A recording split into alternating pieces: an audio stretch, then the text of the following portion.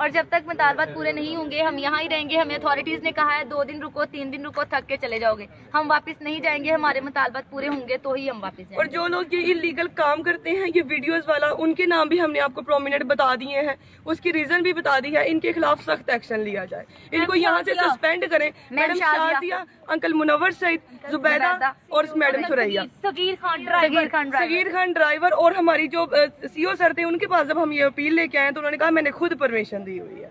किस बात की? वीडियोस बनाओ के स्टूडेंट की वीडियोस बनाएं और मुझे शेयर करें, मुझे व्हाट्सएप पे सेंड। और उन्होंने कहा मैं गारंटी देता हूँ ये वीडियोस कहीं लीक नहीं होती। इस बात के गवाह हमारे पेरेंट्स भी हैं। देखी है, हॉस्पिटल में एम्प्लॉयज के पास देखी है। आप बताएं क्या आपके इलाके का सीईओ ये परमिशन देता है लोगों को कि जाओ लड़कियों की वीडियोस बना के मुझे बस सेंड करना और किसी को ना करना? क्या आप लोगों की बेटियां नहीं है? हम किसी की बेटियां तो कुछ भी कर लेंगे। अभी तक 2200 लोग जो है वो हमें ज्वाइन कर चुके हैं और आपकी आवाज़ ऊपर तक पहुंचाने के लिए वो आपकी वीडियोस को शेयर कर रहे हैं।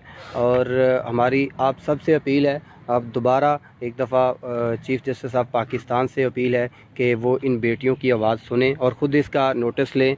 और उस्मान बुज़दार साहब से अपील है कि वो इसका नोटिस लें। और डॉक्टर यास्मीन राशिद से अपील है कि इनका नोटिस लें ताकि इनकी आवाज़ जो है वो सुनी जाए और इनको इनका हक़ मिल सके। और इनकी ये जो इनकी ट्रांसफ़र की गई है यहाँ से वो भी रोकी जाए। और उसके बाद जितनी भी इनके इल्लीगल काम हो रहे हैं वहाँ पे, बकौल इन बेटियों के, कौम की बेटियों का कहना है कि या वहाँ पर हिडन कैमरास लगे हैं जिन कैमरों के ज़रिए हमारी वीडियोस बनाई जाती हैं और उन वीडियोस को वायरल किया जाता है। और वो वायरल कहाँ होती हैं? हम जब ये अपनी ड्यूटी के लिए हॉस्पिटल में जाती हैं, वहाँ पर जाती हैं, तो इन हॉस्पिटल्स के जो वार्ड बॉयज़ हैं उनके मोबाइलों में इनकी जब तस्वीरें वहाँ पर पहुँची, इनकी वीडियोस वहाँ पर पहुँची तो ये दंग रह गई कि हमारी ये वीडियोस कहाँ से आई। तो इससे इन्होंने कहा कि हमारे जो घर, वो जो हॉस्टल है उसमें वहाँ पे हिडन कैमरास हैं वो लगे हुए हैं। ये वज़ीर-ए-आज़म इमरान ख़ान पाकिस्तान जो है ये यहाँ पर इफ्ताह करने के लिए तशरीफ़ लाए थे, तब से परसों रात से ये वहाँ पर जाके अपना एहतजाज कर रही हैं और अभी तक इनकी कोई सुनने नहीं आया। और अपील है कि इनका ख़ुद नोटिस लिया जाए। वज़ीर आला पंजाब से हमारी अपील है कि इसका नोटिस लिया जाए। डॉक्टर यास्मीन राशिद से अपील है कि हमारा इनका नोटिस लिया जाए। हमारे यहाँ तमाम स्टूडेंट्स 2 दिन से भूखी हैं, नाइट ड्यूटी की हुई है, 7 बजे के हम बैठे हुए हैं। अगर हमारी किसी स्टूडेंट को कुछ हो गया तो उसके जिम्मेदार आप सब लोग होंगे, आप सब लोग होंगे, ये तमाम लोग होंगे और आप सब लोग होंगे।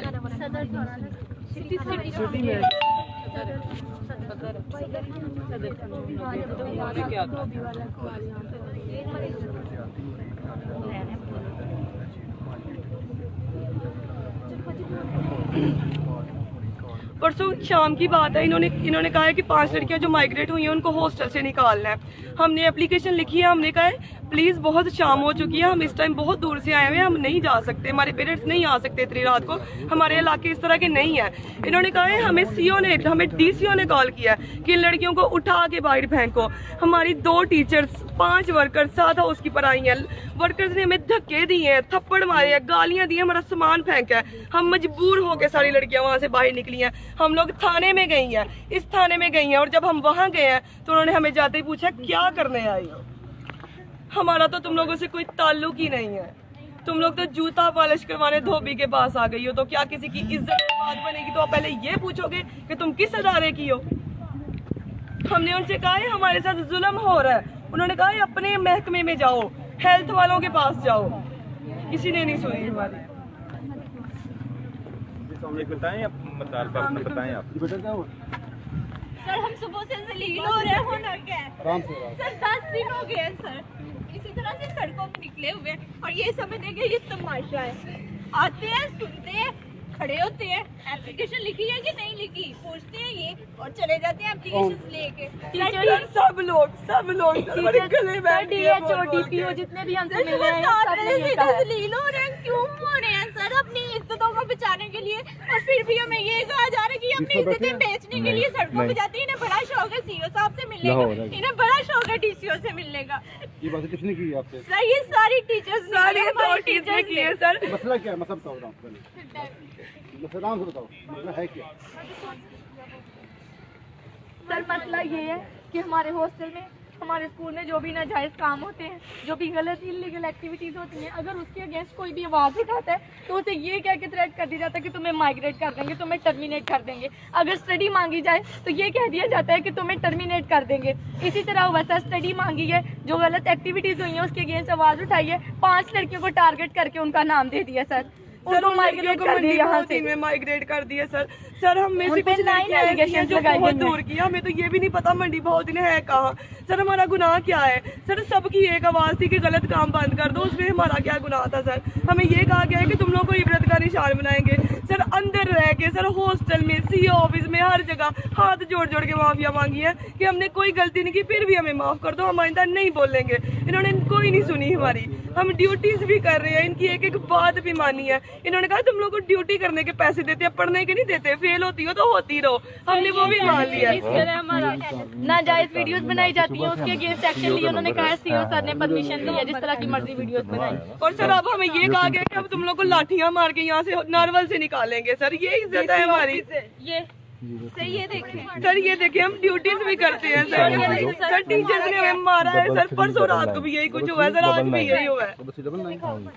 सर ये देखें सर, प्लीज ये देखें, वो हम डीसीए सर से बात करने के लिए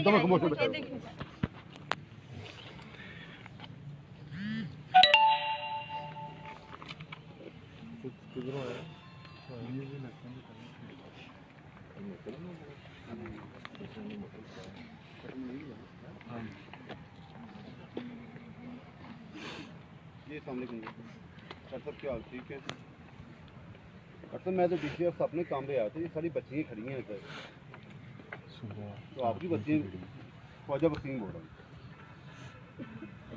तो मैं डीसी ऑफिस अपने काम पे आया था, तो मैंने अभी देखा ये सब बच्चियाँ खड़ी हैं वसीम वाली, आपकी बच्चियाँ होंगी, मेरी बच्चियाँ इतनी हैं, तो कोई मसला तो बैठ के हल कराते हैं, ऐसा थोड़ा करते हैं। इतने दिन हो गए इसको बोला यार, मैं बाहर ही खड़ा उनके पास, बच्चों के पास। अब कितनी देर में पहुंचे? आप कितनी देर में आते? मैं ये पूछ रहा हूँ आपसे। जुमा तो हो चुका, अभी आप कौन सी जुमा पढ़ना आते हैं?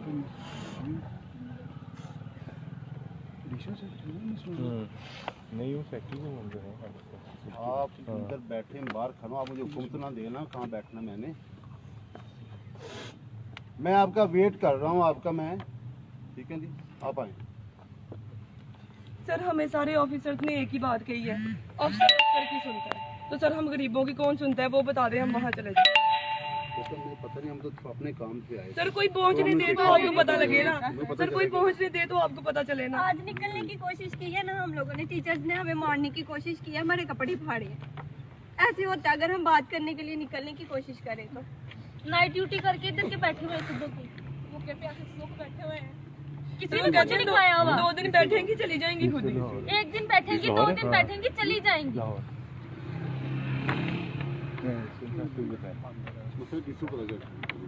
सर हम लोग आवारा लड़कियां नहीं है, हम इज्जतदार घरों की लड़कियां, हमारे भाई खड़े हैं यहाँ पे सर।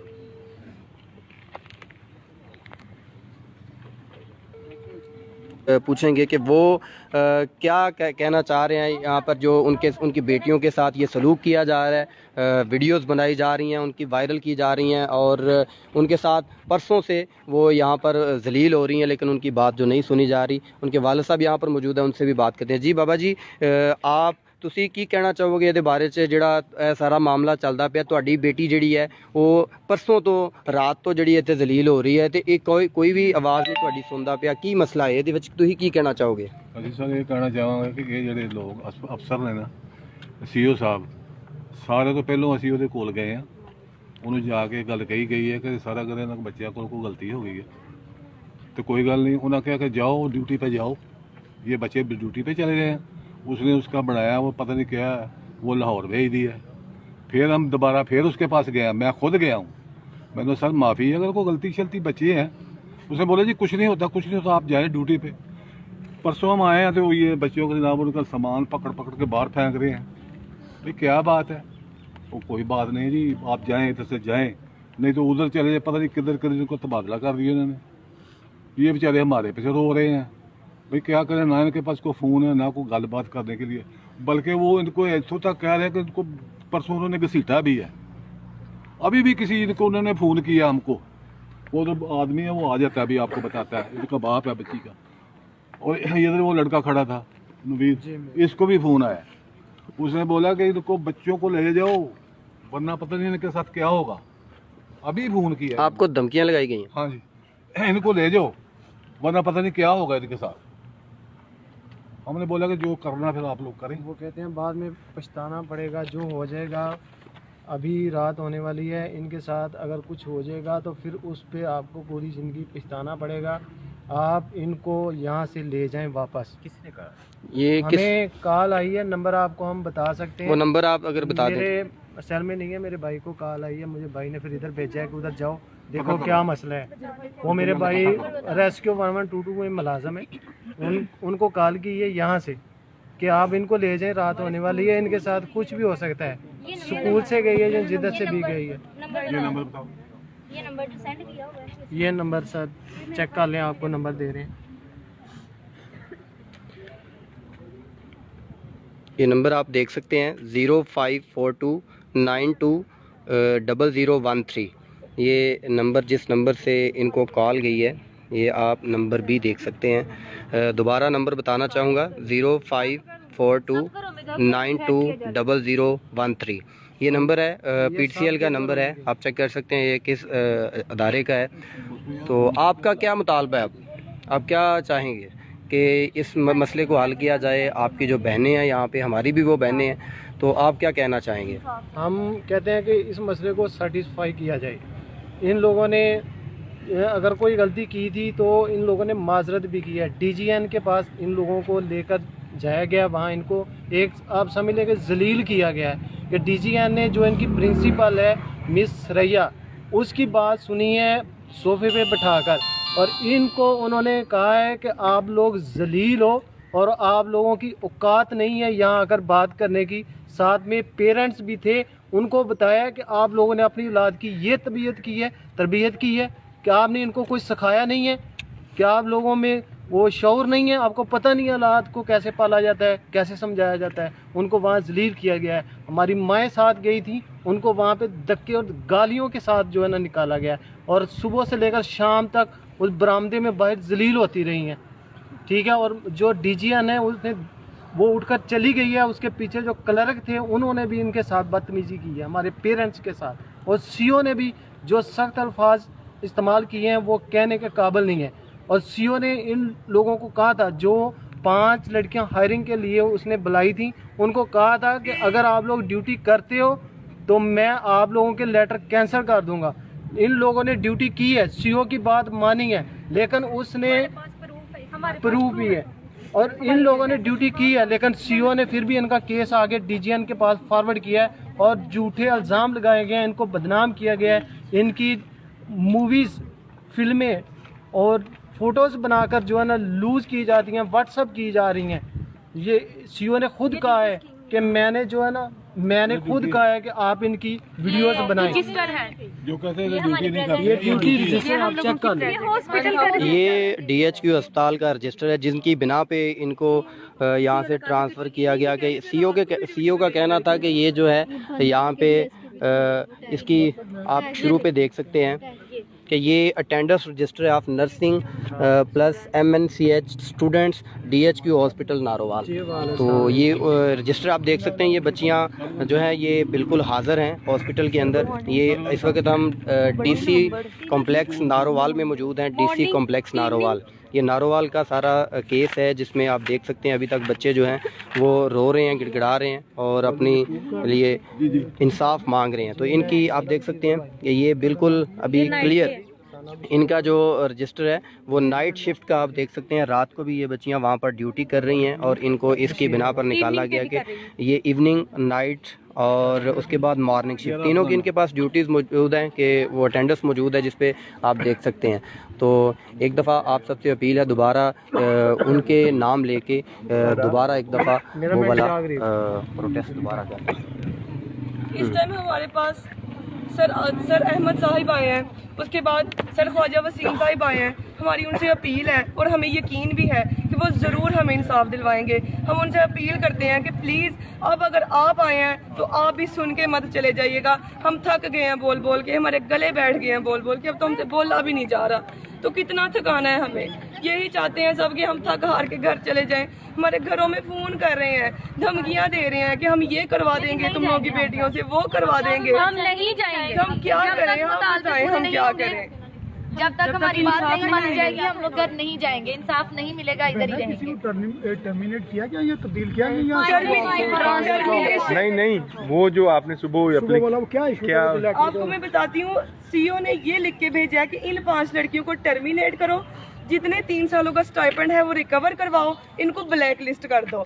और हमारे लेटर में लिखा भी हुआ है और डीजे ने खुद कहा है ये कि मैं बड़ा लीनियंट वे इख्तियार कर रही हूँ और आप लोगों को टर्मिनेट नहीं कर रही, बस माइग्रेट कर रही हूँ। नहीं, जो सुबह जो आपको कहा गया था कि आपके नर्सिंग स्कूल के कोई क्लैरिकल स्टाफ या अदर ईटीसी को कुछ भी नहीं हुआ, कुछ भी नहीं हुआ। आपको मैं बताती हूँ, सारा क्लैरिकल स्टाफ सुबह का ऑफिस में बैठा हुआ था, वो अभी अपना काम पूरा किया है, वो उठ के वापस अपने दफ्तरों में जाके बैठ गए। फिर अफसर ही होता है, अफसर ही है, अफसर तो वाकई हमारे लिए खुदा हो गया।